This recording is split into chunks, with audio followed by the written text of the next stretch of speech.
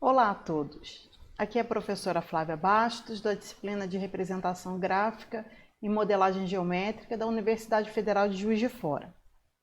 Desde o início desse período de isolamento social, eu tenho recebido inúmeras mensagens a respeito do uso de impressão 3D para o combate do coronavírus. A maioria dos modelos são válvulas, máscaras e protetores faciais. O Laboratório de Visualização Científica do curso de Engenharia Computacional da UFJF conta com uma impressora 3D modelo Ultimaker 2Go.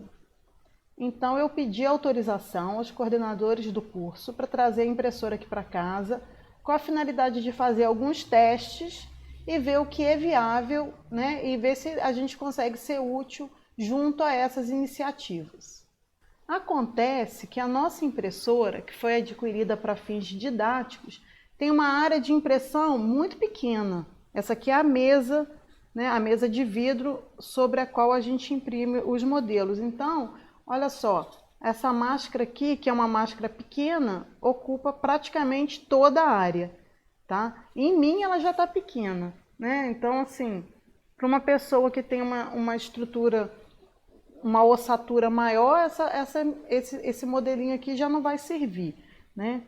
E o outro modelo que eu imprimi, que é esse, que é a tiara, ela é maior do que a área de impressão, né?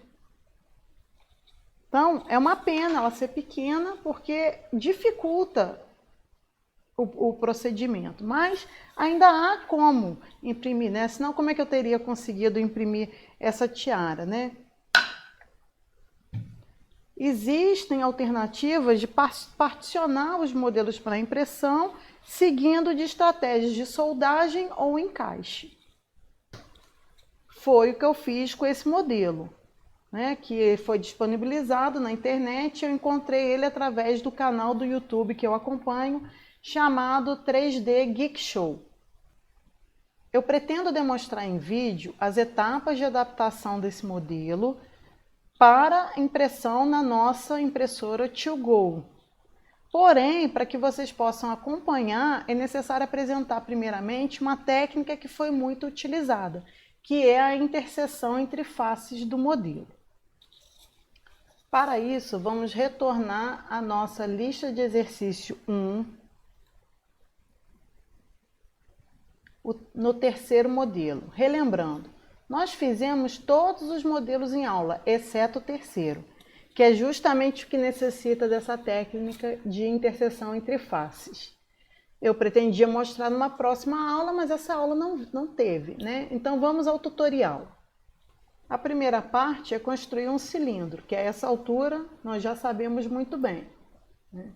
Desenho uma face plana aqui no chão, um círculo, e empurra para cima, né?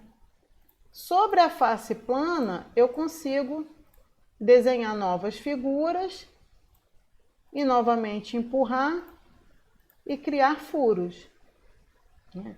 O problema é criar esse furo na superfície que não é plana, né? Então, olha só, se eu tentar desenhar aqui, olha, uma figura plana numa face que é curva, não vai dar certo. Ele até tenta mostrar aqui, mostra algumas arestas, né? Eu consigo, aresta vertical, eu consigo desenhar na face, mas a face, né, o retângulo, é impossível de eu conseguir isso, né? Vou até ligar aqui o raio-x para você ver que ele passou por dentro da figura, né?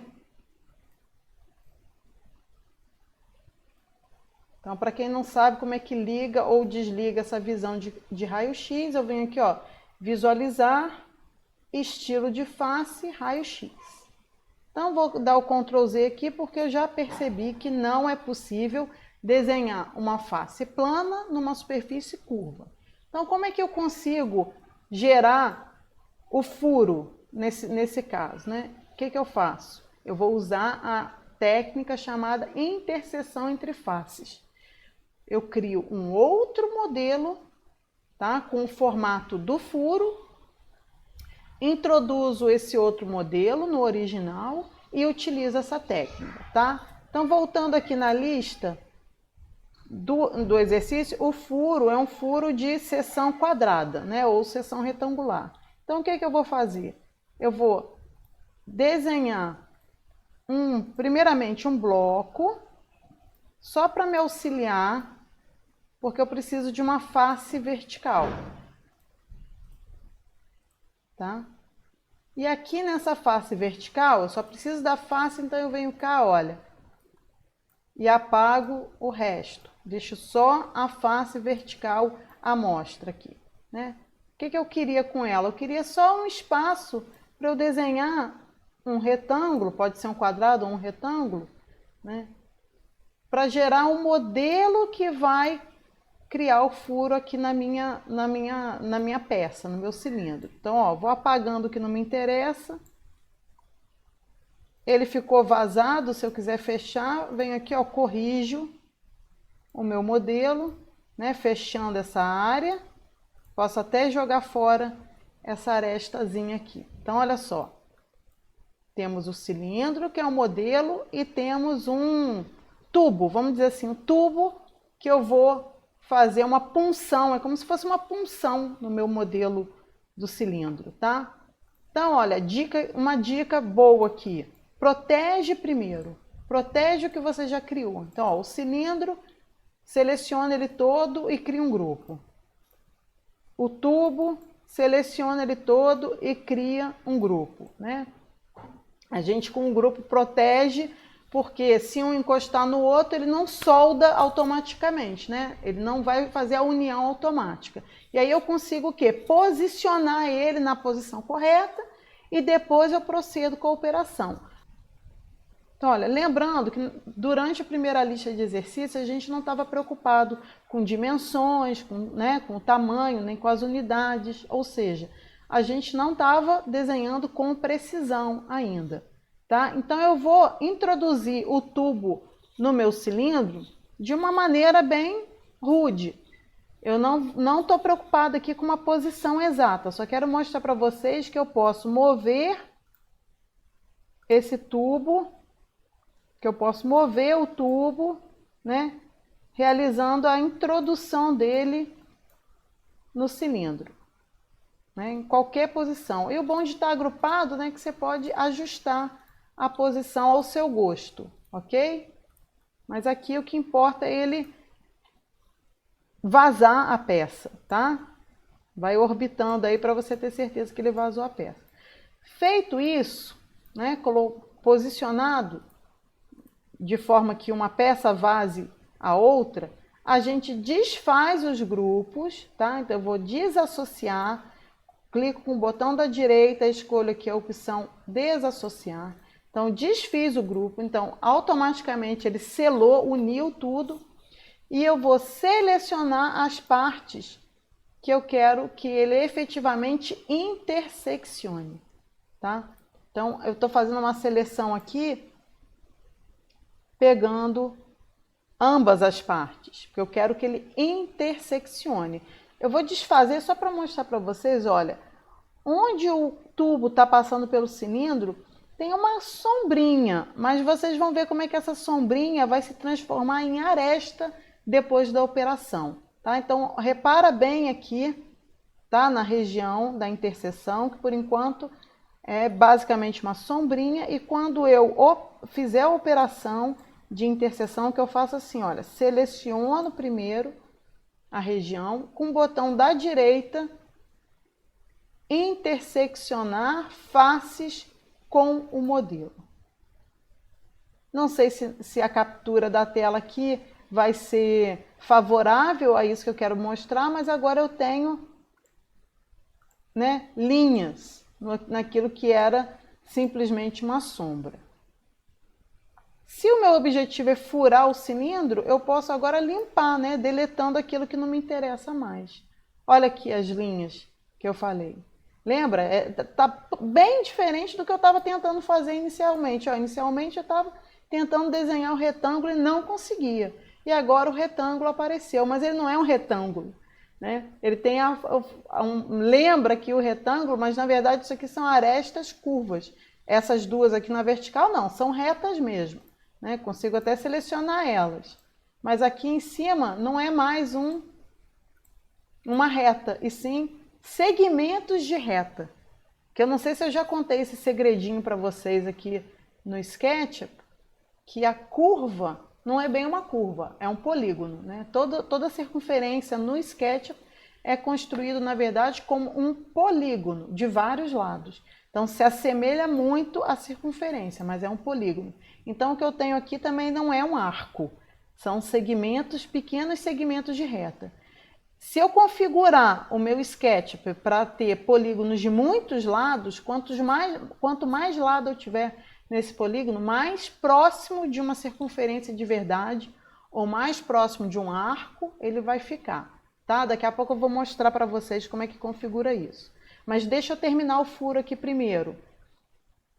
Deixa eu dar um Ctrl Z para desfazer esse retângulo, que não me interessa. Deixa eu ir aqui atrás e apagar o que também não me interessa, né? O restante do tubo aqui eu jogo fora. Olha ali atrás também ficou a marquinha, né?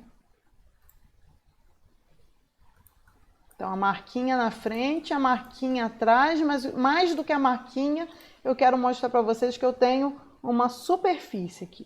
Tá vendo? Achurou a face curva.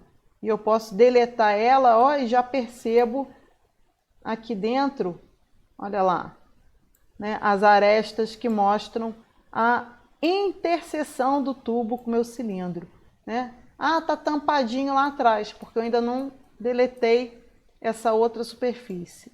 Tchau. E agora, olha, meu furo é de verdade. Estou enxergando através dele. Olha lá, eu consigo ver o meu horizonte através do furo na peça. O que eu falei que eu ia fazer? Eu ia te mostrar a questão da circunferência. Olha, eu vou refazer o cilindro. Vou desenhar o círculo. Só que antes de eu clicar no chão para iniciar o círculo, repara que no meu cantinho direito, inferior direito, está escrito lados 24. Então, ele vai construir a circunferência como um polígono circunscrito de 24 lados. Tá? Pá. Então, quando eu der um clique aqui em cima, ele pega a curva inteira, mas se eu explodir ela, que a gente fala, né? Aqui no SketchUp, com essa operação desassociar curva, eu vou ter os 24 segmentos aqui, ó, um por um. Tá? Dependendo da sua aplicação, essa aproximação do círculo é ruim. 24 lados pode ser ruim, tá? Dependendo do grau de precisão que você deseja para sua peça, né? Principalmente quando é uma peça de encaixe. Lembra que eu estou falando com vocês que depois, no próximo vídeo, eu vou tentar mostrar as estratégias que eu usei para construir, para remodelar, né? Para adaptar a tiarinha que eu imprimi na nossa impressora. Então, tem detalhes lá que eu preciso de uma certa precisão. Então, nesses casos, é bom você aumentar o número de lados. Né? Como que eu faço isso? Antes de eu desenhar o cilindro, eu vou pelo teclado informar aqui, ó, eu posso duplicar, por exemplo, 48. E aí essa minha nova circunferência está com a curva bem mais suave do que a anterior, né? Só fazer de novo aqui que não deu certo porque eu fiz duas circunferências de raios diferentes. Então o tamanho dos segmentos ficaram diferentes. Vamos desenhar de novo. Então vou fazer uma circunferência com o padrão que era 24, tá? 24 lados. Vou clicar aqui no centro e vou abrir um raio de 1, tá? Então agora eu vou desenhar a mesma circunferência, só que eu vou duplicar o número de lados. 48, Enter. Desenhar ela também aqui com o mesmo raio, 1. Não tinha como eu comparar antes, né? Desassocio esse e desassocio esse arco. Vamos pegar um segmento desse, copiar aqui, e vamos pegar um segmento desse e copiar aqui, um do lado do outro, olha. Tá?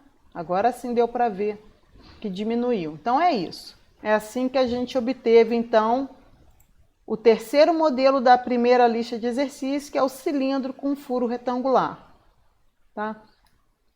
Furo retangular, mas você pode refazer essa brincadeira aqui com um furo de qualquer geometria. Tá ok? Inclusive eu sugiro que você faça isso para treinar. Tá? O próximo vídeo, então, vai apresentar as técnicas para adaptar o modelo na nossa impressora. Inclusive, eu quero mostrar detalhes de impressão para vocês, tá bom? É isso, obrigada, né, pela companhia. Espero que tenha sido útil e até o próximo vídeo.